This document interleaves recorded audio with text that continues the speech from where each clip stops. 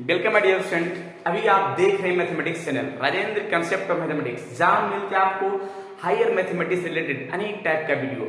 और अभी हम डिस्कस करने वाले हैं higher order differential equation with constant coefficient. और ये आपके टॉपिक ऑल यूनिवर्सिटी सिलेबस में है, चाहे तो इंजीनियरिंग मैथमेटिक्स हो या फिर बीएससी, एमएससी, नेट, गेट, इस तरह के अनेक कंपटीशन तैयारी करने वाले विद्यार्थियों के लिए ये सिलेबस में बहुत ही बेहतरीन टॉपिक है। और अभी हम डिस्कस करेंगे जो पार्टिकुलर इंटीग्रल, जो मैंने पिछले क्लास में कुछ केसेस बताए थे और उस केसेस को डिटेल से एक्सप्लेन करेंगे आज एक एक कर। लेकिन इस केसेस में हम एक चीज इससे पहले है कि कॉम्प्लीमेंट्री फंक्शन और एक्सिलरी इक्वेशन का फॉर्म हम पहले भी वीडियो में इस चीज को अपलोड कर चुके हैं और बता भी चुके हैं, तो उसको थोड़ा देख लेंगे ताकि कोई डाउट ना रह सके इसके पहले लेक्चर में जाकर के। और अभी हम पार्टिकुलर इंटीग्रल को एक एक केस का एक्सप्लेन करते हैं पूरी डिटेल से और एग्जांपल के साथ। चलिए तो देखते हैं इसका कुछ क्वेश्चन है, तो क्वेश्चन हम किस तरह से हम सेट करते जरा देखिएगा। अगर क्वेश्चन ये फॉर्म क्या है कि सोल्व करने के लिए रहा जाए इस तरह से, solve D square minus 3d plus 2y into Y equals to e के पावर 3x। अब इस क्वेश्चन को सोल्व कैसे करेंगे? तो इस क्वेश्चन को सोल्व करने के लिए सबसे पहले तो मैंने एक फॉर्म बताया था इसके पहले लेक्चर में कि ये फॉर्म क्या है, fd का फॉर्म है, fd into Y equals to qx। अब इस फॉर्म को qx के स्थान पर e के पावर x हो सकता है, qx के स्थान पर sin x हो सकता है, cos x हो सकता है, यानी इस तरह से x हो सकता है। तो बहुत सारा केस का टर्म तैयार होगा। तो अभी हम डिस्कस करने वाले हैं ये qx के स्थान पर e के पावर x का, उसका केस फर्स्ट का क्या है थ्योरी, इसके बारे में थोड़ा डिस्कस करते हैं। तो केस फर्स्ट का थोड़ा सा रूल लिखते हैं, उसके बाद हम फॉर्म आगे बढ़ेंगे। तो इसका केस फर्स्ट का फॉर्म देखिएगा। केस फर्स्ट जो है to find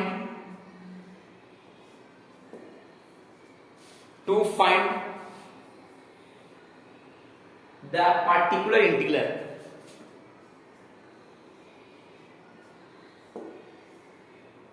to find the particular integral. Particular integral को पी से इंडिकेट कर सकते हैं when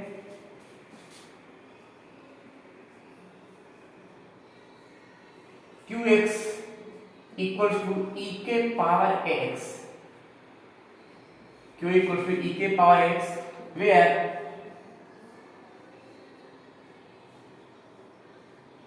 a is constant। a क्या है? कांस्टेंट पार्ट है, जो x का कोफिशिएंट है वो क्या है? कांस्टेंट पार्ट है। अब यहाँ पे इस फॉर्म को जरा हम कैसे करते हैं देखिएगा। The particular integral, the particular integral,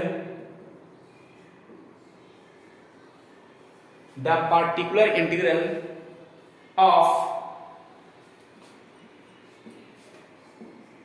fd into y equals to qx। यानी देखिए इस तरह का फॉर्म जो क्वेश्चन मैंने सामने दिखाया है, इसका फॉर्म जरा देखिए, fd into y equals to qx। और यहाँ पे फॉर्म क्या कि y इक्वल्स टू q, यहाँ पे लिखिए क्या, fd डिवाइड जाएगा तो 1 by fd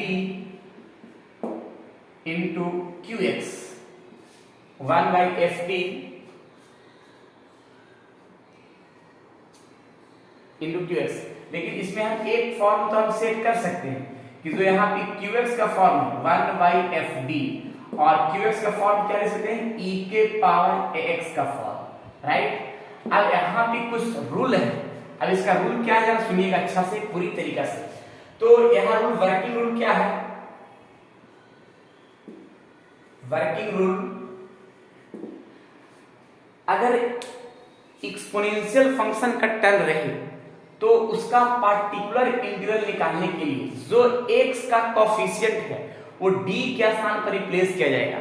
और रिप्लेस करने के बाद अगर नॉट इक्वल टू 0 है, ये फॉर्म अगर 0 के बराबर नहीं आता डिनोमिनेटर, तो ये टर्म मेरा सेटिस्फाई किया, यानी पार्टिकुलर इंटीग्रल का टर्म सेटिस्फाई कर गया।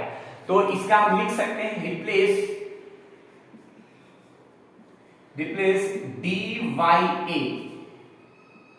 dy a, यानी इस फॉर्म को हम y बराबर लिखेंगे।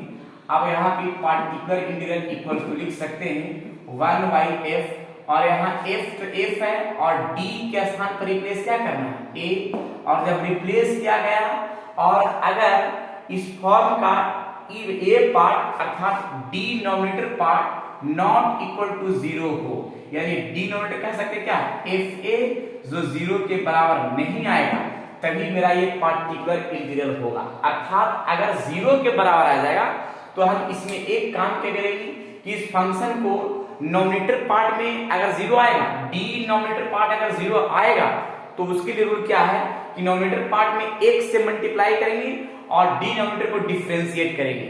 ये जब तक डिफरेंशिएट करेंगे जब x का वैल्यू अगर हम पुट x का कोएफिशिएंट अगर पुट किया डिनोमिनेटर में d के स्थान पे, अगर 0 आएगा तो नोमिनेटर में x से मल्टीप्लाई करेंगे और नीचे डिनोमिनेटर को डिफरेंशिएट करते जाएंगे, राइट। तो ये फॉर्म पार्टिकुलर इंटीग्रल निकालने का पार्ट है। तो पार्टिकुलर इंटीग्रल में ये केस फर्स्ट का पार्ट है, और इसको थोड़ा सा क्वेश्चन दिखाते हैं कि कैसे क्वेश्चन है, जो सामने दिख रहा है ये फॉर्म। अब क्वेश्चन क्या है कि d² - 3d + 2 * y = e के पावर 3x। तो इस फॉर्म को हम कैसे सेट करते हैं, इस फॉर्म को पूरा मिटाने के बाद हम टर्म सेट करते हैं। इस क्वेश्चन को हम यहाँ लिखते हैं उसके बाद, लेकिन इसमें सबसे पहले हम एक चीज हम पहले ही बताते हैं क्या कि इस फॉर्म से हम पिछले लेक्चर में कॉम्प्लीमेंट्री फंक्शन का टर्म डिस्कस किया था कि fd का फॉर्म कॉम्प्लीमेंट्री फंक्शन निकालेंगे, जो fd का फॉर्म इक्वल टू 0 करेंगे, और fd इस फॉर्म को हम d के स्थान पर m से लिख सकते हैं और इस m का वैल्यू निकालेंगे, और जो भी m का वैल्यू आएगा वो कॉम्प्लीमेंट्री फंक्शन का टर्म यूज करेंगे निकालने के लिए। और मैंने बताया था कि फिर जो है ना qx का फॉर्म से मेरा 4 या 5 केस 6 केस का टर्म मैंने पिछले वीडियो में मैंने सेट किया था, और ये 5-6 में से हम पहला टर्म e के पावर x का फॉर्म हम सेट कर रहे हैं और उसका एग्जांपल सेट कर रहे हैं, ठीक है। चलिए तो हम इस क्वेश्चन को हम डिस्कस करते हैं पूरी डिटेल से एक्सप्लेन के साथ, इसको नोट करने के बाद। चलिए तो क्वेश्चन को सॉल्यूशन करते हैं, देखिए कंप्लीट।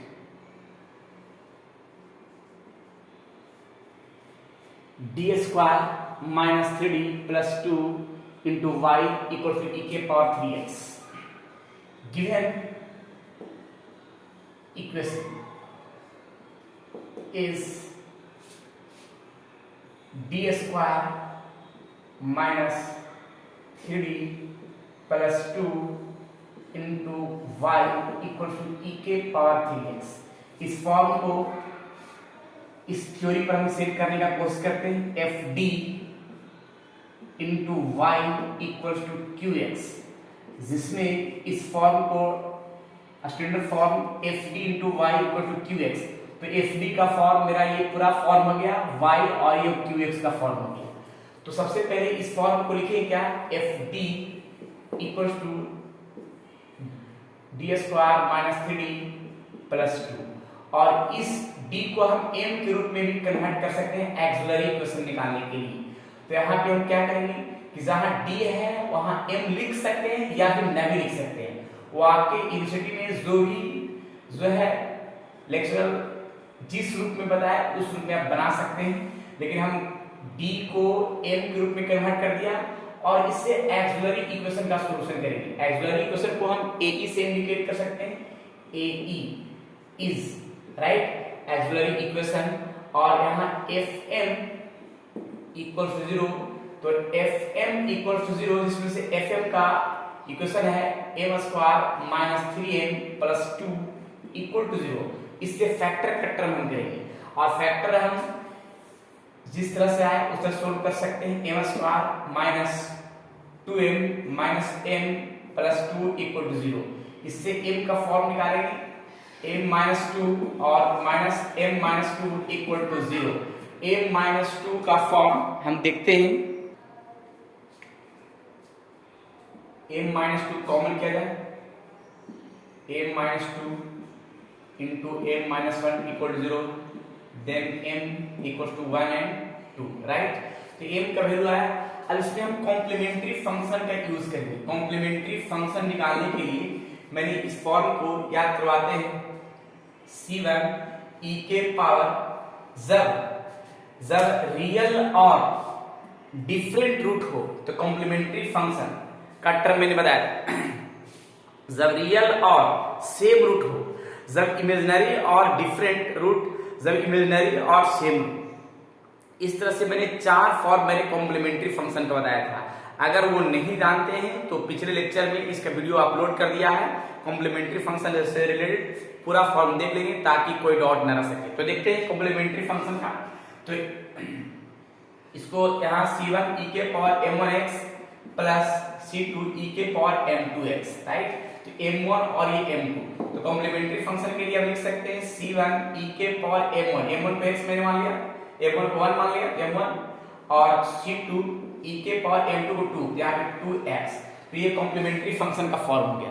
अब जरा हम पार्टिकुलर इंटीग्रल निकालने के लिए कुछ फॉर्म हम देखते हैं कि पार्टिकुलर इंटीग्रल का फॉर्म क्या हो सकता है। तो देखिएगा, पार्टिकुलर इंटीग्रल निकालने के लिए मैंने इस फॉर्म को देखिए क्या बताया, पार्टिकुलर इंटीग्रल क्या कि fd को ये मल्टीप्लाई से डिवाइड का फॉर्म करेंगे, तो 1 by fd इनटू qx का फॉर्म। मैंने अभी थोड़ा देर पहले मैंने पार्टिकुलर इंटीग्रल का रूल लिखवाया था, 1 by fd इनटू qx जो सामने दिख रहा है। तो यहाँ पे 1 by fd, जिसमें से fd का फॉर्म मेरा जो है fd का फॉर्म हम पुट करते हैं, देखिएगा ये साइड में करते हैं, इससे ज्यादा बढ़िया होगा। देखिएगा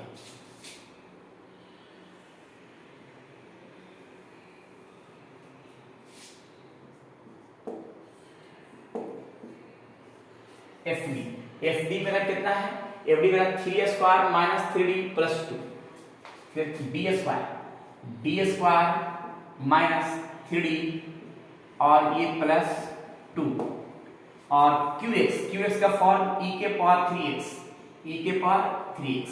ये पार्टिकुलर इंटीग्रल का फॉर्म है। और इस पार्टिकुलर इंटीग्रल का फॉर्म में मैंने बताया कि जो भी एक्सपोनेंशियल फंक्शन के पावर में और x का कोफिशिएंट रहे वो d के स्थान पर पुट करेंगे, और पुट करने के बाद ये फॉर्म अगर 0 नहीं आता है तो वो फॉर्म पूरा पार्टिकुलर इंटीग्रल होगा। तो देखते हैं, पहले पुट करते हैं। तो पुट करते हैं x का कोफिशिएंट 3 d के स्थान पर, यानी मैंने यहां बताया था कि पुट d के स्थान पर रिप्लेस कर देंगे क्या 3, और यहाँ पे हम रफ में पुट करके दिखाते हैं। देखिएगा 3 का स्क्वायर d के स्थान पर यहाँ भी, और ये 3 पुट करेंगे, और पुट करने के बाद यहाँ पे देखते हैं 9, और ये भी 9 प्लस 2, यानी ये 2 आ गया। तो ये फॉर्म, इसका मतलब है कि टर्म मेरा सेटिस्फाई कर रहा है, तो हम पुट कर सकते हैं। देखिएगा यहाँ पुट करके यहाँ रिप्लेस किया d के स्थान पर x का कोफिशिएंट, तो 3 स्क्वायर 3 इंटू 3 और ये प्लस 2 e के पावर 3x, और ये फॉर्म 9 माइनस 9 प्लस 2 यानी 1/2 e के पावर 3x। तो ये फॉर्म मेरा पार्टिकुलर इंटीग्रल का फॉर्म आया जो सामने दिख रहा है। अब पार्टिकुलर इंटीग्रल तो निकल गया और कॉम्प्लीमेंट्री फंक्शन भी आ गया, तो मैंने दोनों फॉर्म मैंने सेट कर लिया। अब इसके बाद जनरल सॉल्यूशन निकालेंगे, तो लिखेंगे hence the general solution, last में the general solution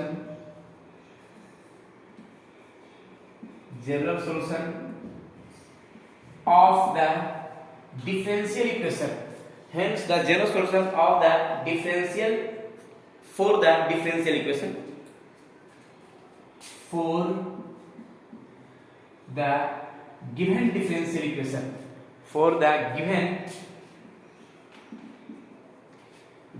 differential equation is y equals to, इसमें क्या है कि y equals to हम जनरल सॉल्यूशन निकालने के लिए complementary function plus particular integral.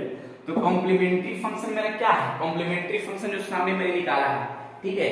तो कॉम्प्लीमेंट्री फंक्शन है c1 e के power x plus c2 e के power 2x plus particular integral क्या है 1/2 e के पावर 3x, तो ये मेरा कंप्लीट सॉल्यूशन, जिसको बोल सकते हैं जनरल सॉल्यूशन, जो सामने दिख रहा है, राइट। तो इस तरह से हायर ऑर्डर डिफरेंशियल इक्वेशन का मैंने एक क्वेश्चन डिस्कस किया जो सामने दिख रहा है, और इसी तरह से हम और भी क्वेश्चन डिस्कस करेंगे, लेकिन एक क्वेश्चन हम एचडब्ल्यू ग्रुप में देते हैं, बनाइएगा, और बनाने के बाद उसका डिस्क्रिप्शन, उसका जो है कमेंट बॉक्स में जरूर जो है ना बोलिएगा ये बन गया या नहीं बन गया हो तो उस चीज को जरूर बोलना है। चलिए इसको नोट कीजिए, उसके बाद आगे विशेष।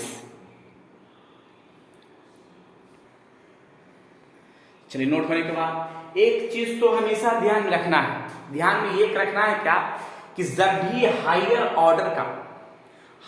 ऑर्डर डिफरेंशियल इक्वेशन का सॉल्यूशन का पार्ट रहे तो सबसे पहले उस फॉर्म में एक्सिलरी इक्वेशन का फॉर्म सेट करना है जिससे कि कॉम्प्लीमेंट्री फंक्शन आ जाए, और पार्टिकुलर इंटीग्रल निकालना है। जो पार्टिकुलर इंटीग्रल का फॉर्म मैंने सामने दिखाया है, और पार्टिकुलर इंटीग्रल निकल जाए और कॉम्प्लीमेंट्री फंक्शन, तो उसका जनरल सॉल्यूशन निकालने के लिए complementary function plus particular integral जो आएगा वो कंप्लीट सॉल्यूशन आएगा, जिसको बोलते हैं जनरल सॉल्यूशन।